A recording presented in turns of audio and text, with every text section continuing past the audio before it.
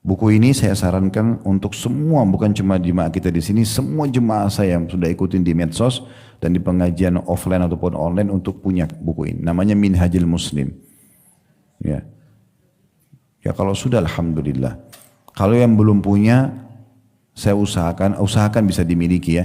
Saya juga sudah minta sama teman-teman tim untuk menyiapkan di depan untuk mempermudah. Dan nanti kalaupun sudah punya, bisa dibeli untuk dihadiahkan kepada keluarga, kolega, teman-teman. Ini buku sangat bagus. Kalau lagi ada perkawinan, ini buku yang paling layak dikasih untuk pengantin. Kasih buku ini sama sejadah misalnya. Nah ini buku yang bagus sekali. Nah di situ, di buku ini saya akan bacakan di bab adabnya, ada adab terhadap hewan. Ada adab terhadap hewan ya. Di halaman 211 saya akan bacakan. Kata Syekh Abu Bakar Jazair rahimahullah, seorang muslim beranggapan bahwa kebanyakan hewan adalah makhluk mulia. Maka dari itu ia menyayanginya karena Allah sayang kepada mereka dan ia selalu berpegang teguh kepada etika dan adab-adab berikut ini. Ini adab kepada hewan menurut Syekh Abu Bakar Jazair rahimahullah. Yang pertama, memberinya makan dan minum apabila hewan itu lapar dan haus. Karena Rasulullah SAW bersabda, fi kulli dhati kabidin harrati ajr.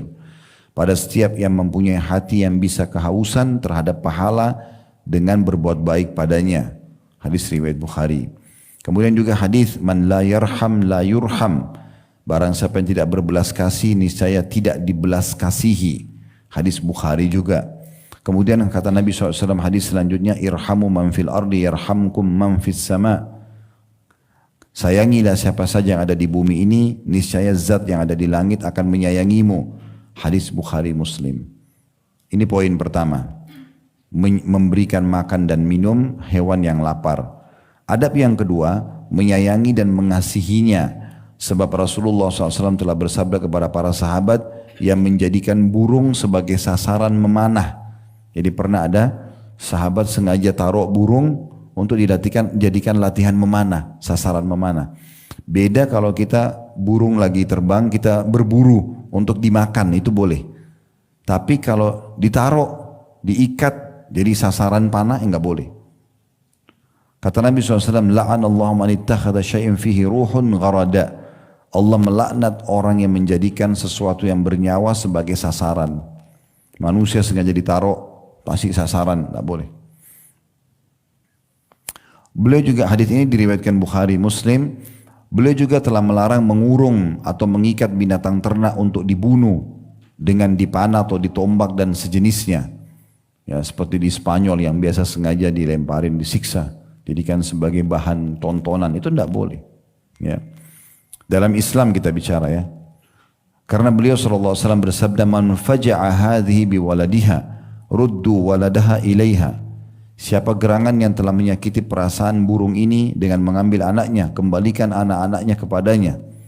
Jadi pernah ada satu induk burung di hadapan Nabi lewat, burung itu kayak sedang bukan berkicau saja, tapi kayak lagi berkeluh kesah, lagi kayak nyari. Kita kan kadang-kadang sebagai manusia walaupun tidak paham bahasa hewan, kita tahu kucing itu atau burung itu kayak sedang mengeluh sesuatu, ya. Ternyata Nabi SAW menangkap burung ini sedang kehilangan anaknya.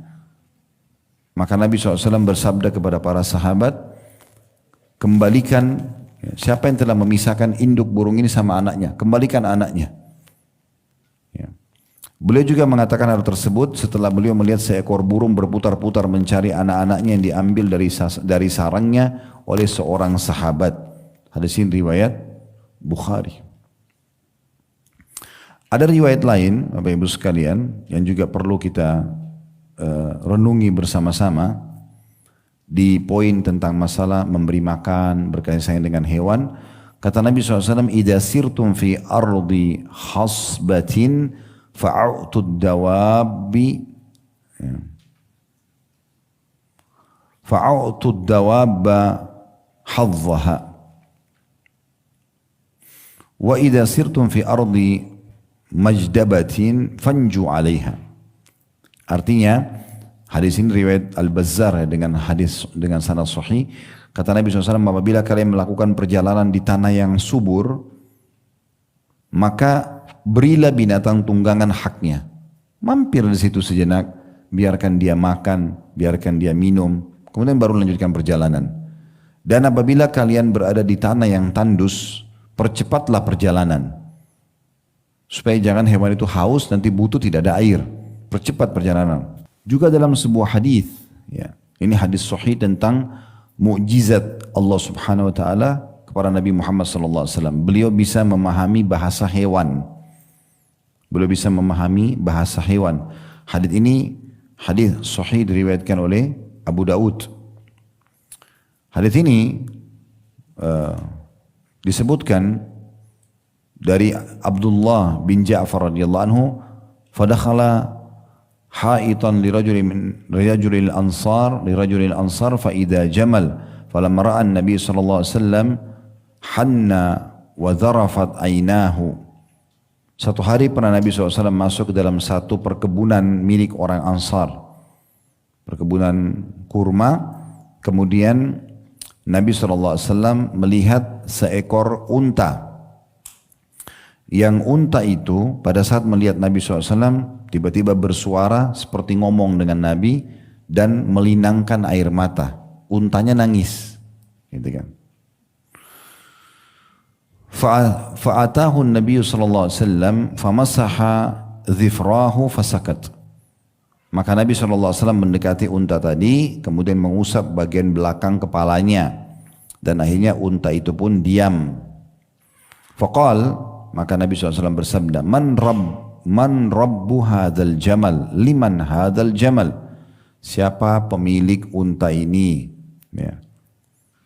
Maka faja'a fatan minal ansari faqal. Datanglah seorang anak muda dari Ansar seraya berkata, Li ya Rasulullah, unta ini milikku, wahai Rasulullah. Faqal, maka Nabi SAW mengatakan, Afala tattaqillaha fi hadhil bahimati allati mallakakallahu iyaha. Kenapa engkau tidak bertakwa kepada Allah, takut kepada Allah terhadap hewan ini yang telah Allah jadikan sebagai milikmu? Yang membuat hewan ini jadi milikmu adalah Allah. Kenapa kau tidak bertakwa sama Allah? Maksudnya takut kepada Allah, ya, terhadap hewan ini. Kata Nabi SAW, فَإِنَّهُ شَكَى إِلَيَّ أَنَّهُ تُجِعُهُ وَتُدَائِبُهُ. Sesungguhnya hewan ini mengeluh, annaka tuji'uhu, bahwasanya engkau, ya, memukulnya atau membuatnya kelaparan, maaf. Dan juga tud'ibuhu. Tud'ibuhu ini maksudnya membuatnya lelah. Di sini kita bisa dalam riwayat ini bagaimana Nabi alaihi salatu wassalam menegur pemilik unta tadi karena terlalu membebankan di luar kapasitasnya dan menyiksa hewan itu. Menyiksa hewan itu. Dan jangan lupa teman-teman sekalian, semua nanti akan ada hisabnya pada hari kiamat.